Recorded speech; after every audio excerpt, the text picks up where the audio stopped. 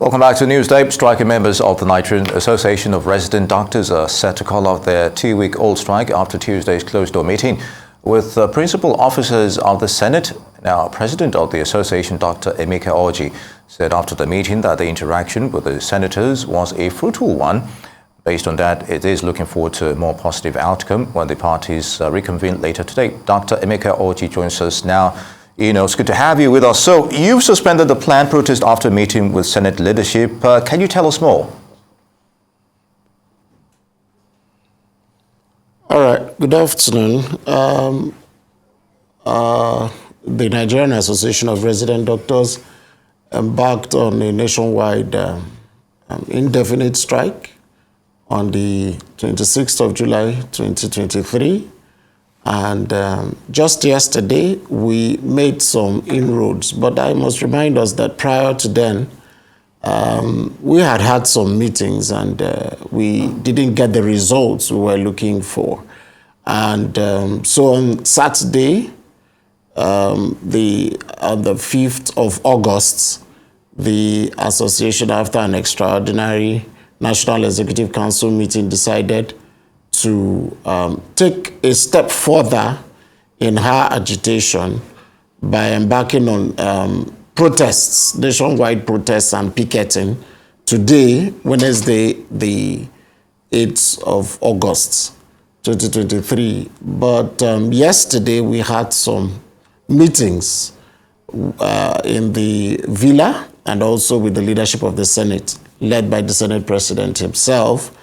And the two meetings were fruitful, the discussions were very positive, and were very hopeful. Now, on the basis of that, we, as a sign of goodwill to government, decided to suspend the intended protests, nationwide protests, after the National Executive Council met on yesterday.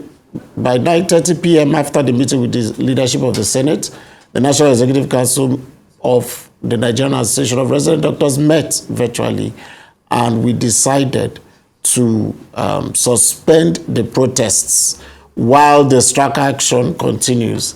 And the NEC also agreed to reconvene after 72 hours to assess the situation on ground and know which next step to take. Now, so that is where we are on the strike action. Duly noted. Well, if you can clarify, Dr. Orji, you said you decided to suspend the protest while the strike action continues. Can you elaborate on that, please? Okay, I think it's important that you understand that this is Dr. Kelechi Chikezie speaking and not Dr. Orji. I'm the Secretary General of the Nigerian Association of Resident Doctors. Sincere apologies, but please, if you heard the question. It's okay. It's not a problem. Yes, please. It's not a problem. Okay, fine. So you want some clarification on that? Yes, please. The Nigerian Association of Resident Doctors met, the National Executive Council met yesterday to review the meetings or the engagements we had with government earlier yesterday, both in the Villa and in the National Assembly, where we met with the Senate leadership.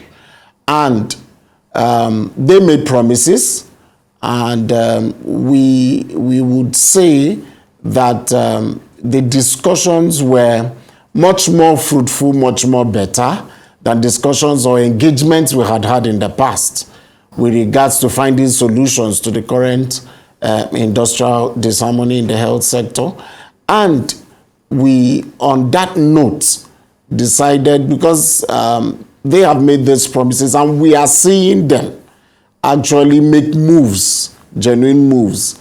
So on the basis of that, we, as a NEC, decided to show some sign of goodwill, shift some ground, and suspend the protests. We were supposed to embark on protests and picketing of certain offices today, being Wednesday, by 10 a.m., but we had to suspend that on account of those meetings and engagements we had yesterday to give them some time. They asked for some time, but we have decided to give them 72 hours, much more than what they requested for. So the strike is still on, but you just didn't go ahead with the protest. Is that what I understand? you're saying? Yes, that is Okay. exactly what happened. Right. The strike action is still on, but the protests were suspended. Interesting, Doctor. Now, for the benefit of the viewers, can you give us an inkling of what your demands are? Just a summary of that. And are they spillovers from, the previous administrations, in terms of what you've been having with them as well? Okay, so what are the demands of NARD? We have repeatedly said what the demands are, but for the purpose of clarity, I think I should say again that one, we are asking government to come up with the circular on one-for-one replacement of clinical staff who have exited the hospitals. Currently, because of the massive brain drain, we have clinical workers, particularly doctors and nurses, leaving the country in their numbers. And one of the effects of this migration of clinical workers is that those who have stayed back are being overlabored. One doctor is doing the work of 10,000 doctors as it is now with the doctor-patient ratio in the country. And it's worsening on a daily basis. Our members are succumbing to illnesses, to death, because of workload on one side and then other challenges which are worsening the manpower challenge in the hospitals.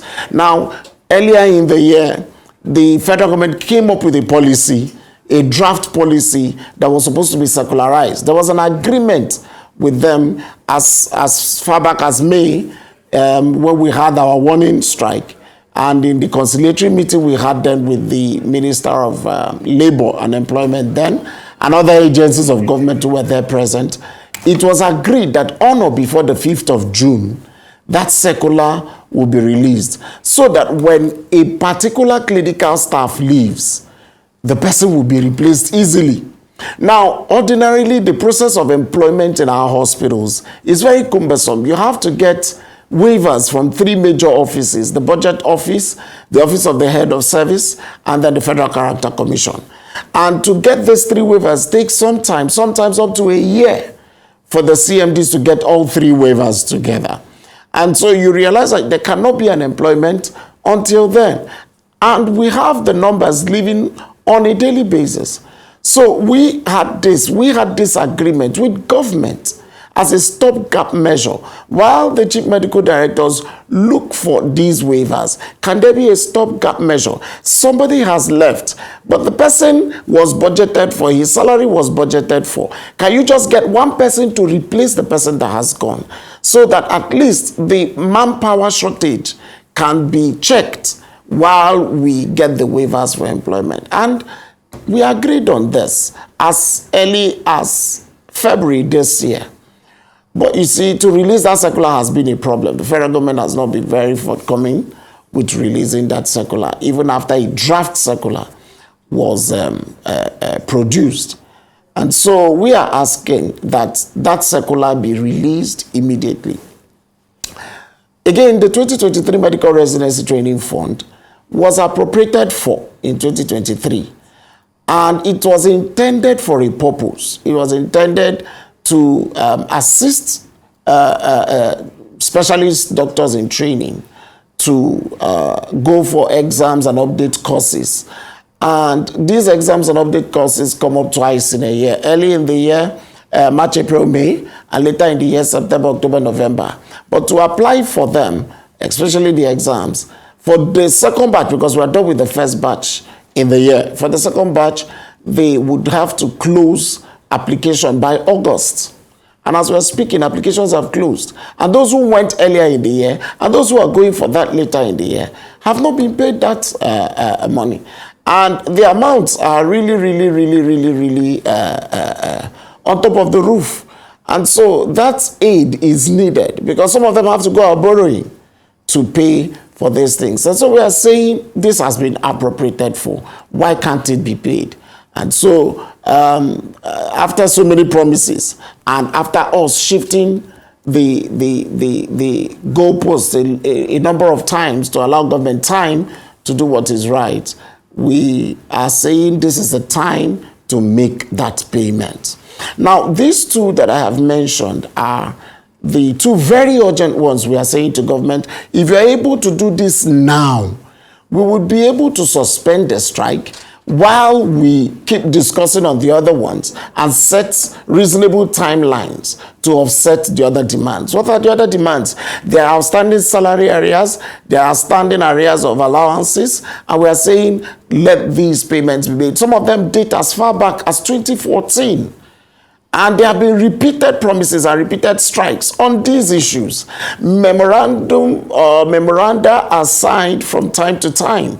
And when these memoranda are signed, government still reneges on agreements.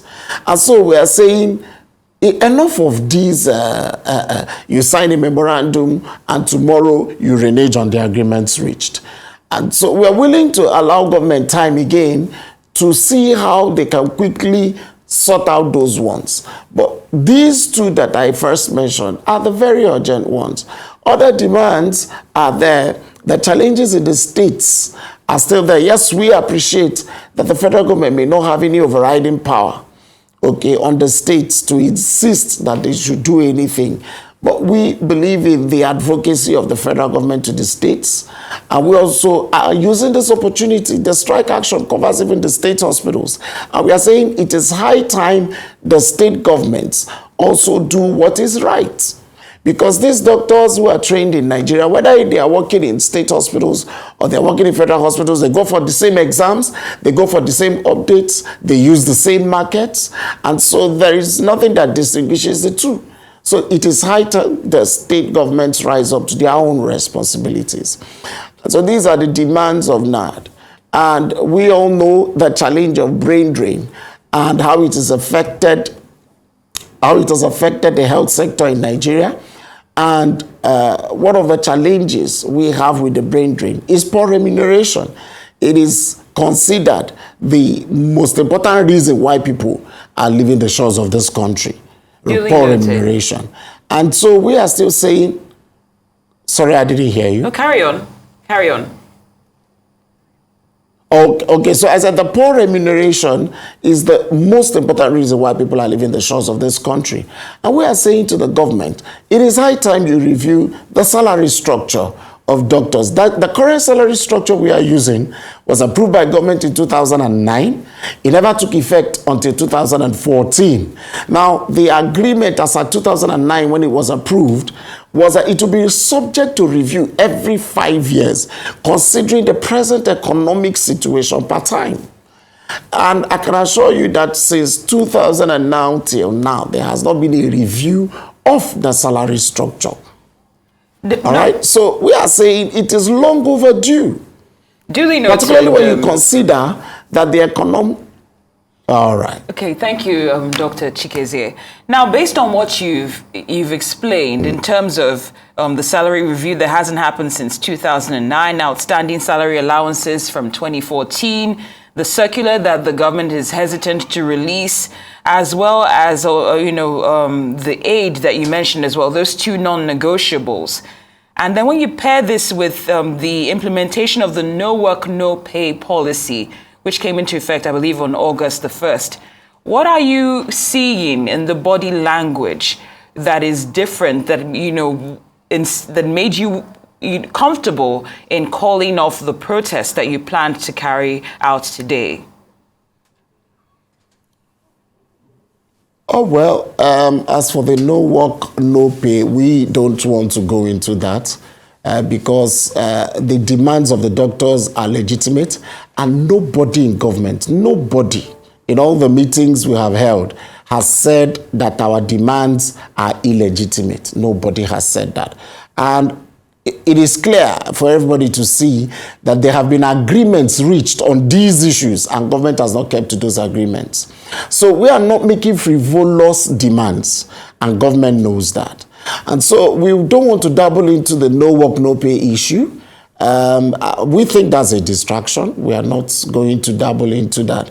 If that is the position of government, well, we'll find a way around it, I hope so. But for now, the reason why we had to suspend the protests is that we saw some genuine commitment Okay, in the meetings I mentioned earlier that we had yesterday, both from the angle of the presidential villa and the leadership of the National Assembly, led by the Senate President himself. So we saw some genuine commitment. We saw some moves that could actually lead to resolving these issues. So on the basis of trust, on the basis of goodwill to government, we decided to postpone. Don't forget I said we are reviewing again in 72 hours. So we would not say we have even completely called off the protest. But if in 72 hours we come again and review the situation and we don't have anything tangible, then the neck of NARD will decide on what next step to take. So what has been the response of those agencies that you've mentioned in terms of the Senate and of course the government on your 72 hours review? And what can be done realistically within that period you're given them? And of course, the outcome of that, if it's not favorable to you, what will be the next course of action? Okay. Actually, the meeting we had in the villa requested for 24 hours. So I think the 72 hours is very sufficient. And so, like I said, we want to see genuine moves. We want to see, like when you ask what can be achieved in 72 hours, you know that if that payment, if there is any genuine commitment to make that payment, it can be made in 48 hours. It can be made in 24 hours. That is the truth. So if there's a genuine commitment to make that payment, it can be made in less than 72 hours. So that is achievable. And like I said to you, that policy, that one-for-one policy for the replacement of exited clinical staff, there is already a draft. So it's not like the government is going to generate a new policy. There is a draft. It's to look at the draft and secularize it. And we do not think that takes forever to be done. They've been working on this since February this year. In fact, the draft was ready since February this year. So if they want to bring out that circular today, it can be done. It can be done. So I think, and we think as the National Executive Council, that 72 hours is sufficient for government to act. All right, Dr. Chikezie. Now, I know that you're not, you indicated that you don't want to talk about or you don't want to delve into the no work, no pay topic. But when you consider the fact that an element is that there will be a register which will accommodate doctors that choose to work in spite of the strike, and they will be compensated according to the policy. Are you concerned that it might cause a bit of a divide in the decisions that you make in terms of people choosing to go to work in spite of the strike action that's been called, therefore giving some, division in NARD's activities? Just wondering. Okay, our members have been fully mobilized for the strike. They called for the strike, not the National Officers Committee. It was the members of the association that called for the strike. And they are fully mobilized. They would have been on the streets today protesting, if not for the intervention of those we had earlier mentioned. And so I don't see our members going back to work. You see, that policy, sometimes those policies are intended to distract, because the Nigerian doctors have been impoverished by government. And so it is believed that once you throw no work, no pay at them out of hunger, they will run back to work. But we are committed to this fight because it is a fight for the soul of the health profession in Nigeria. It's not just about us, it's about the patients we see. Okay, so we are committed to this cause, and I don't see any of our members doing what you have just said. And of course, dialogue and engagement should also be the key word here. Dr. Kelechi Chikezie of NARD, would like to thank you for joining us on Newsday. It's good to have you with us.